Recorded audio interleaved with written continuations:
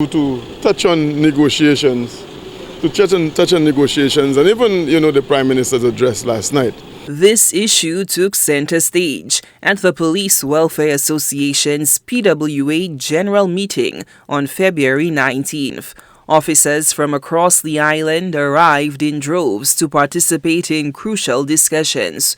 The PWA remains one of two unions yet to accept the government negotiating team's offer of a 6% increase for the triennium from April 2022 to March 2025, with negotiations still ongoing over fringe benefits and salary increases.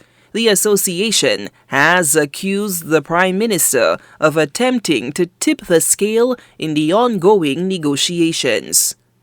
We have not gotten to the point of salaries.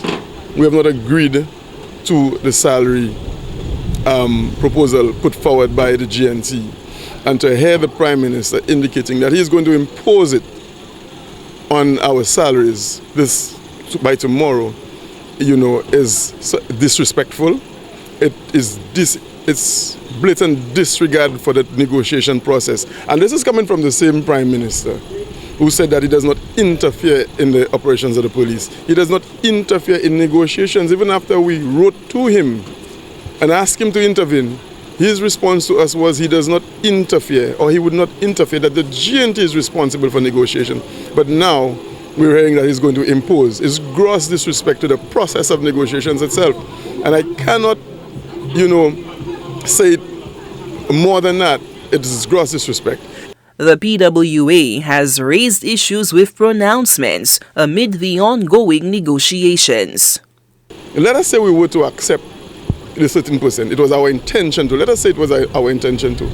We have not gotten to that point. And it should never have been done the way the Prime Minister has done it.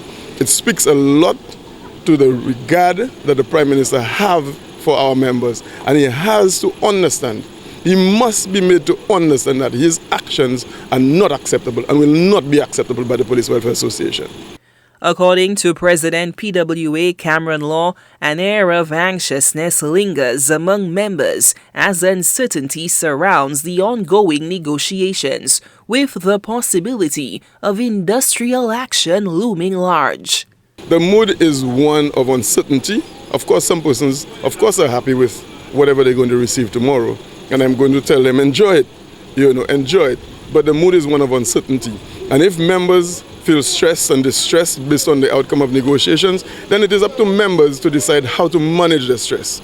It's not for me to tell them how to manage the stress. And that is what I could say at this point. So after this meeting, you will decide what's the next step going forward? Of course, after this meeting, the members will decide how they are affected by the outcome of negotiations and how they deal with whatever effects that comes from it.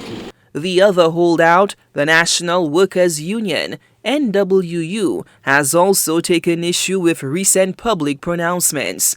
The NWU stated that a February 4, 2025 meeting with the GNT should have resulted in feedback on the NWU's proposals, which it claims never materialized. The NWU alleges that the subsequent announcement of back pay without consultation or negotiation is viewed as a slap in the face.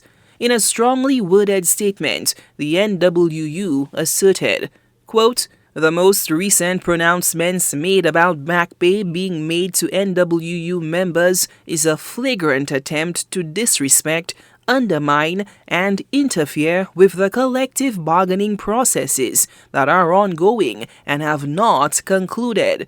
This unprecedented behavior raises serious concerns for the future of industrial relations in the country and cannot be allowed to germinate." End quote. Solange Alfred, HTS News Force.